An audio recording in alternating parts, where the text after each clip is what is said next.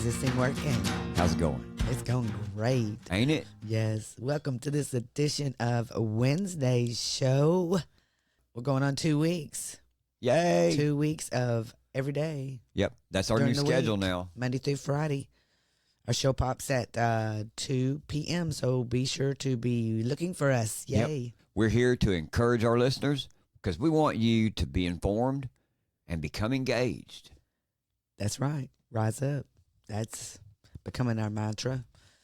But today we will be talking about big news with WWE and the UFC mergers.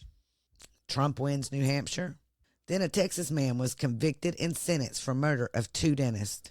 Also, this is interesting, 3 Kansas City Chiefs fans die at an after-game party. On January the 7th. On January the 7th. So we'll be talking about that too. And before we get started, we have comments to read. Yeah. And this was based on a little clip that you put out yesterday, encouraging people, hey, if you're listening to our show, what's your opinions or your thoughts on the Supreme Court and the situation we have going on with the Supreme Court and their 5-4 ruling against the state of Texas? James and I want to thank you very much for commenting. That was so fun. We're going to be doing more of this, so be looking for it. So James is going to read one comment. Here we go. Yeah, our first comment says, yeah, the Supreme Court has turned their back on the U.S. and Texas as a whole. And I got to say, I got to completely agree. That's kind of one of the things we've been talking about. Yes. Completely true. It's really cool to see that people are agreeing with us. Yeah. And that they're listening. That's really fun. Well, and to add to hers, what this user said, completely true. They've turned their back on the U.S. They've turned their back on Texas.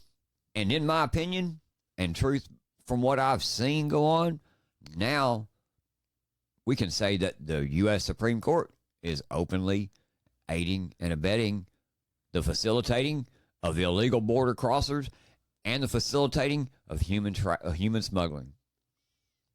Am I wrong? I'd love to hear your thoughts on that. Yes. There you go. So we'll have another comment section. Yeah. If you're up for it, that would be fun. We really enjoy the comments. I will update you on that, though. So far, Texas is continuing to set up razor wire despite the Supreme Court's ruling. Yay! Yeah. Yes. So they're just taking a pass out of the Biden administration, ignoring the Supreme Court when they do stupid things. That's right, because Biden, he's ignored everything the Supreme Court said to him. Yep, he really has. And I have a comment from God Bless True USA on Getter, and they say ACB, which is Amy Coney Barrett, just slapped her kids in the face with a dishonest decision that will crush her kids' future. Pretty much. And it will, because it will. You've overpopulated the country now. The education system is ruined as it is. Now they're going to be even more overwhelmed, and now that there's going to be less opportunity for your kids because they're basically moving in city populations of people every month. Yes.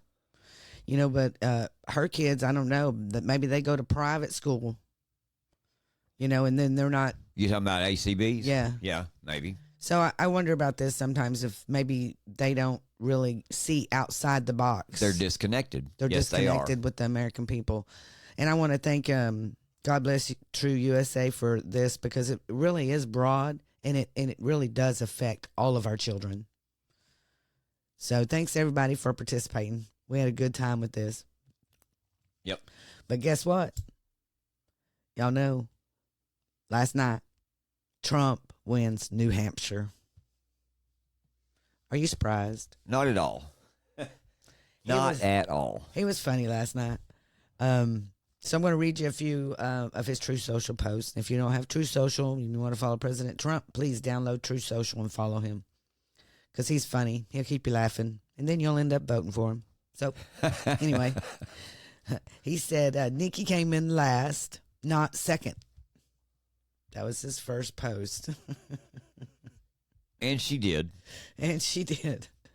And then he said an hour later, a very bad night for Nikki Birdbrain Haley, but not as bad as last week. in Iowa, where she came in a distant third. Next week in the Nevada caucus, she didn't want to play because of her bad polling. She gets 0 delegates. I get them all. In South Carolina, I'm leading by 30 to 50 points. He says you get none. I get them all. You get none. One of the things I do love about President Trump is he is very competitive. He is. He does not like to lose, and he wants to win by a huge margin. Yes. It's got to be the greatest ever. The greatest ever. Yeah. I just beautiful. love him. Did you see my vote total? It was beautiful. Yeah. It was beautiful. Yeah. I can't do Trump, so I'm not even going to try. Right. Yeah. Me neither. Me neither.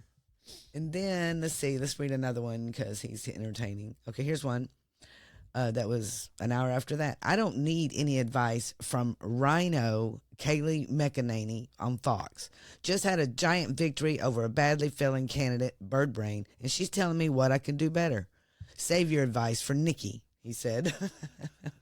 Sit down and hush, woman. Yeah. Yeah. Yeah. You don't know what you're talking about. Sit down and hush. And then he says, I'm going to read this last one, and then we're going to move on. CNN and MSDNC treated my big double-digit victory over Bird Brain better than Fox. That's bad. That's when you know Fox has turned on you. All they are is Nikki Haley, Nikki Haley, Nikki Haley. Yeah. The number one thing trending on True Social today is hashtag Never Nikki. Never Just letting Nikki. you know. That's cool. And one of the things to point out too, if you listen to the MSM, and especially Fox News tried to play that narrative too, that the margin wasn't big. He didn't win it as big a margins as we thought. But then again, they'll turn around and admit that 70% of the votes that she got, yes, was from independents and Democrats that were switching over. So 70% of that didn't even come out of the Republican Party. Yeah, that was just amazing to me how many Democrats voted for her. Yeah, and independents. I mean, but a wasted vote. Total wasted vote. President Trump got 70%. Yes, of Republicans voted for him. Yes, he did. You know, so that right there tells you the margin. Yeah, you know, that's how many people in America want President Trump. 70%. That's a lot of America. Well, I was kind of curious too on that. How many of those that did go on and participate, independents or moderates or Democrats, how many of them switched over and voted for President Trump? I think it was like 36%. See? Yeah, I think that's the margin right there. It's like a 30-something%. I did see something on that. Right. Because they're looking at everything, trying to find anything to show President Trump doesn't have the momentum. And he does. He does. Yeah. And that's even when we were watching the coverage last night, we were watching Charlie Kirk on his coverage, and he kept talking about that. Oh, the media is just going to say how small the margin is, and it's actually a victory for Haley. And I'm thinking to myself, no, don't worry about if you think it's a small margin, which, you would expect him to win by 20, 22, 23%, 25 points, you would. If she didn't beg the Democrats to come vote for her. Well, true. And that's the thing with that. Don't worry about that small margin. I think a bigger statement would be, and I said this even last night, I tweeted this back to Charlie Kirk about it.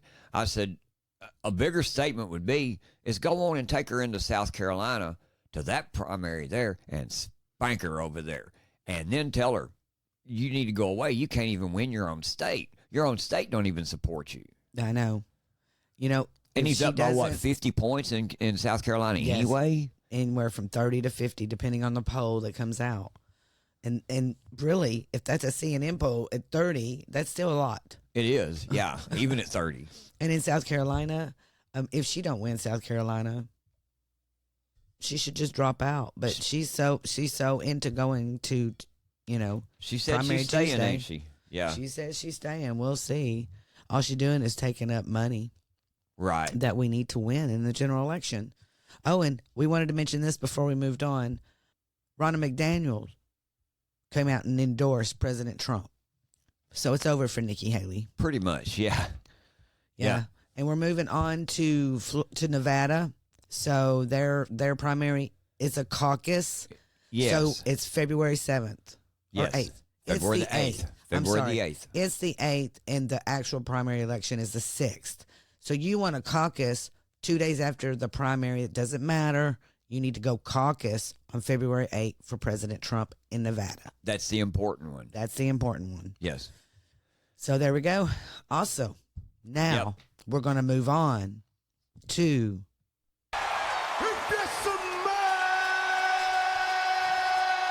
what the Rock is cooking. Vintage Rock. The most electrifying man in sports entertainment industry. CNN reports that Dewayne "The Rock" Johnson is trading in his muscle shirts for business suits. He's joining the board of directors for the TKO Group Holdings, a company consisting of the recently merged WWE and the UFC.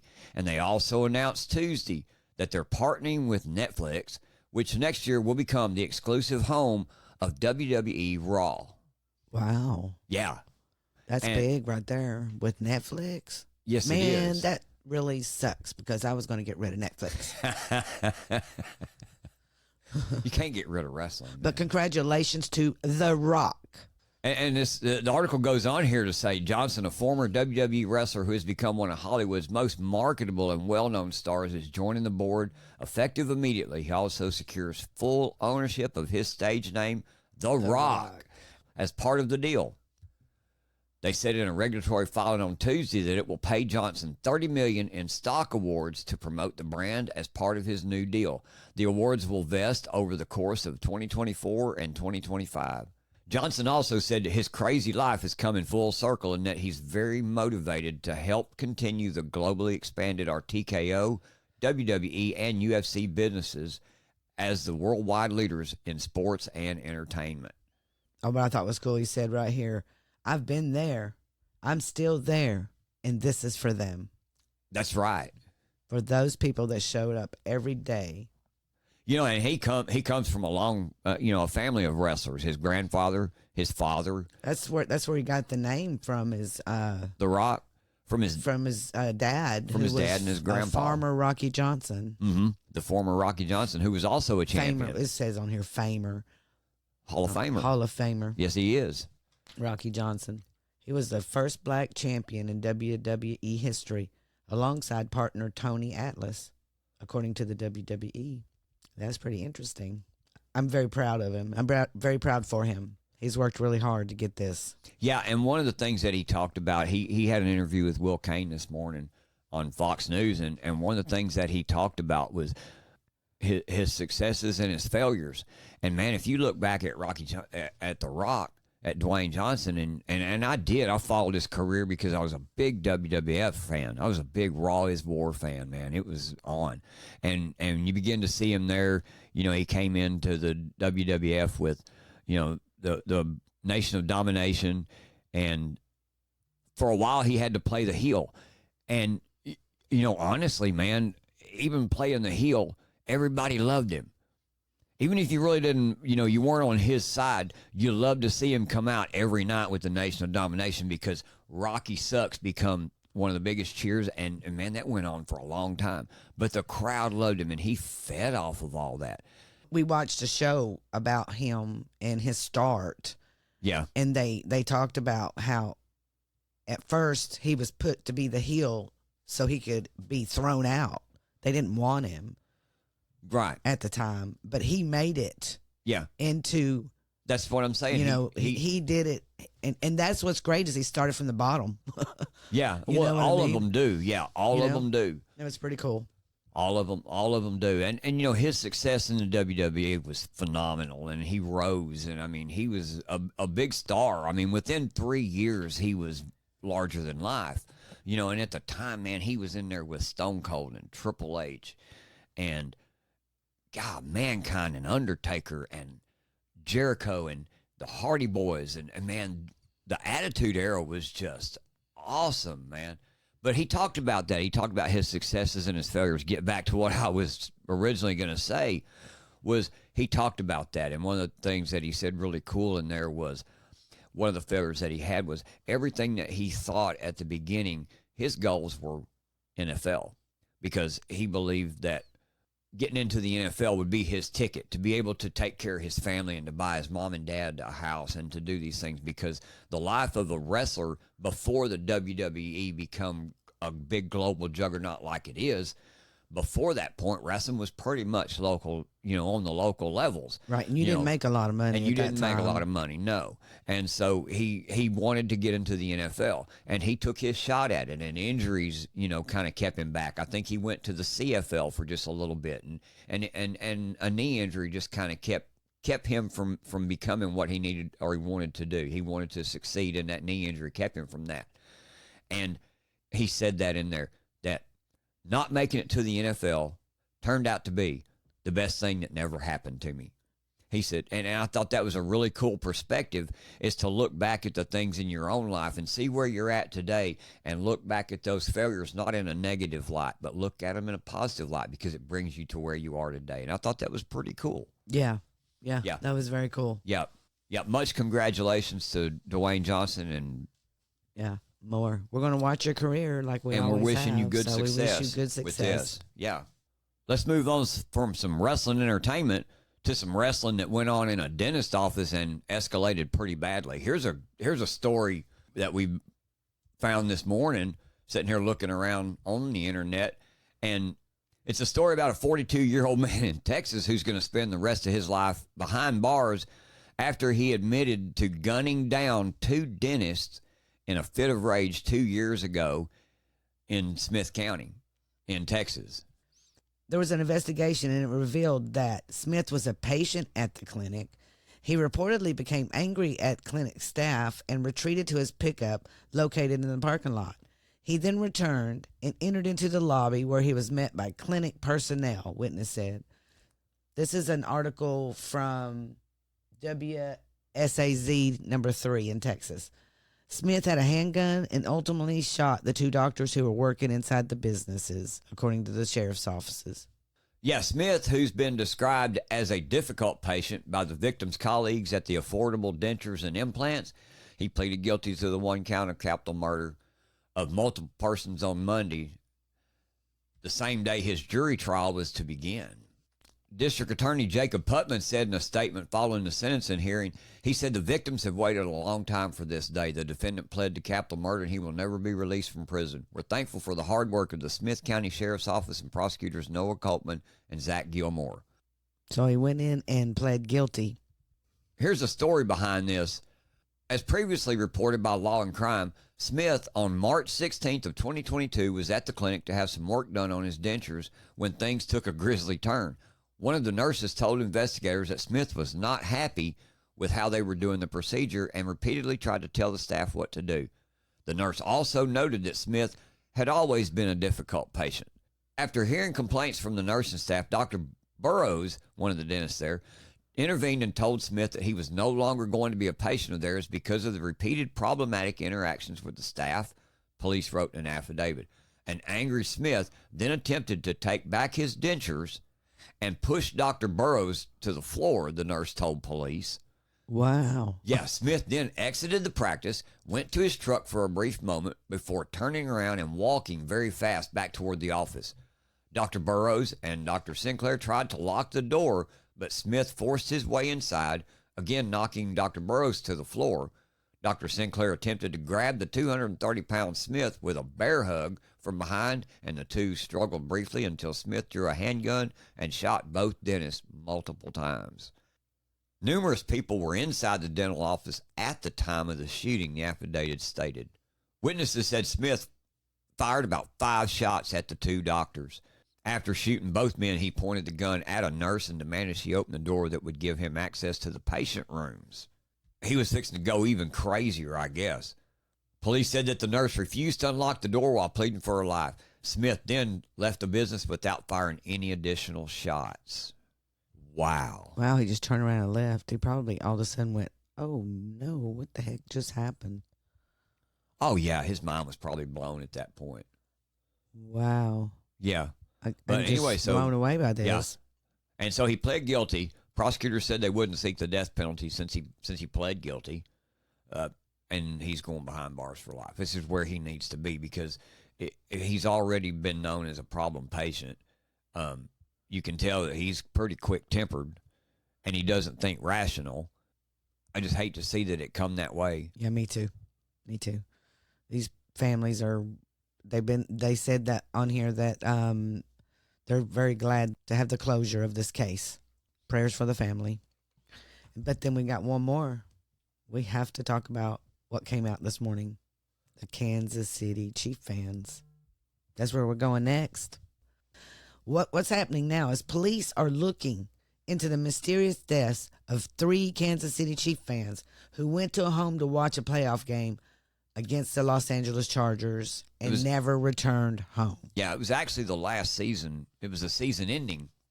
It was the Chiefs' last game of the season against the San Diego Chargers. It was on January 7th. Yes. And they went to watch a game, a family member said. And 2 days later, the fiance of one of the men went to the home looking for him. She called the police, who confirmed there was a body on the back porch. That's just nuts to me. Upon further investigation, officers located 2 other dead bodies in the backyard, the Kansas City Police Department said in a statement. Yeah. The men were identified as Ricky Johnson, 38, Clayton McGehee, 36, and David Harrington, 37. The 3 men were friends since high school.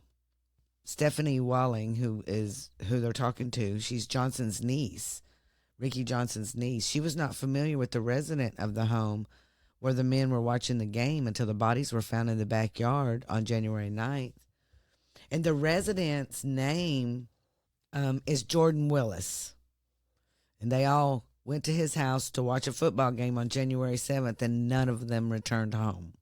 This is so sad. Yeah. Right here. The story is that Willis got up on Monday, worked at home all day, went to sleep that evening, got up the next morning, and that's when they found him.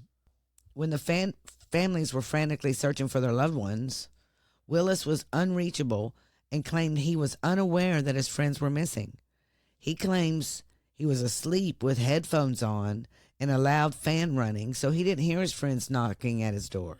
His lawyer, John Percerno, says Willis went to bed while the trio were still in his house and knew nothing about their deaths until the police found their bodies during a welfare check on January 9th.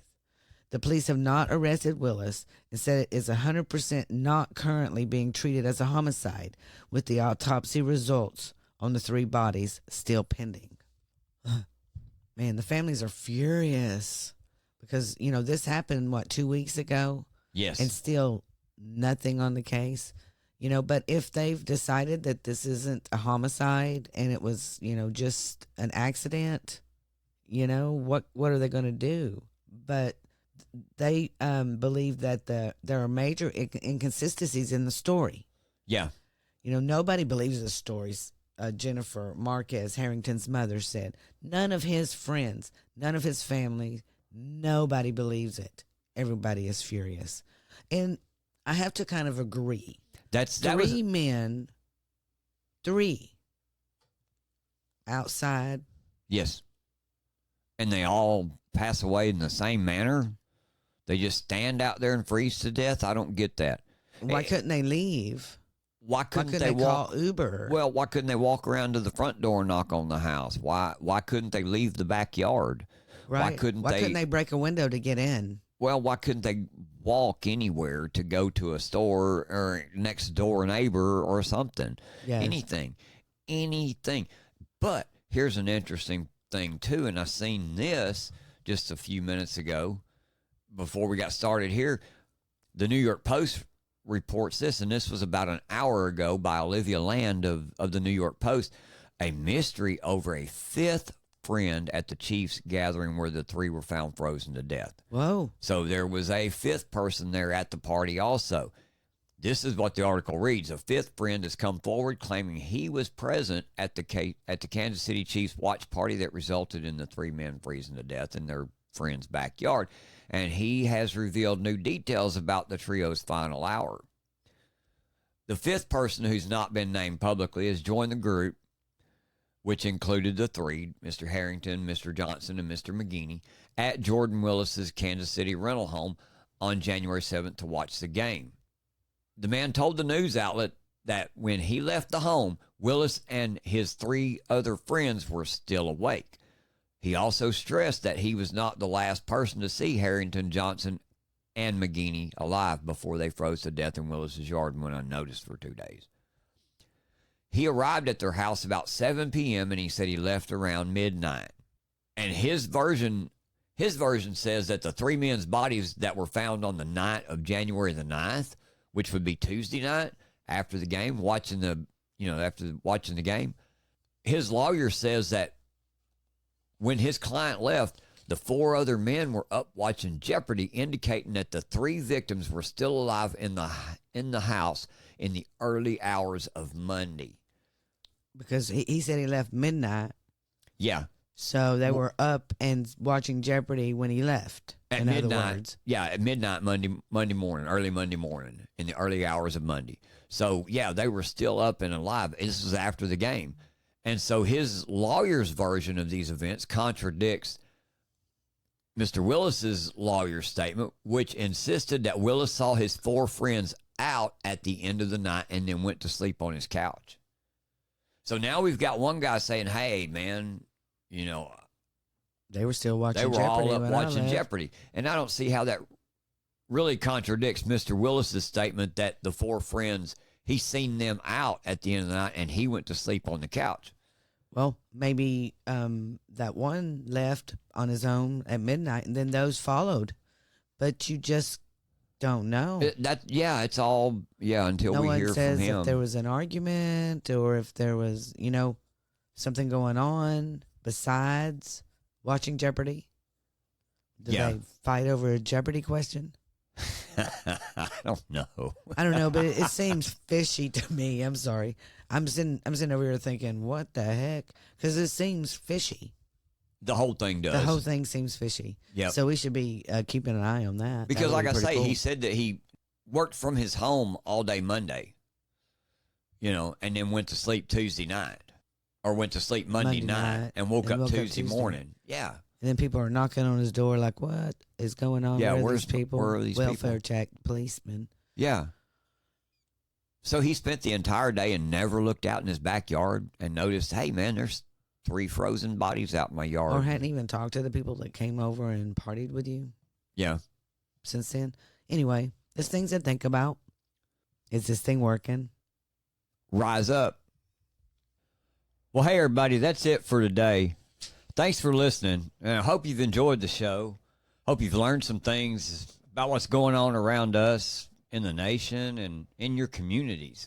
We couldn't do this without your continued support either. We appreciate all of you showing up, taking the time to listen to us today. So please, like I say, make sure to hit the like button, share our show with all your friends.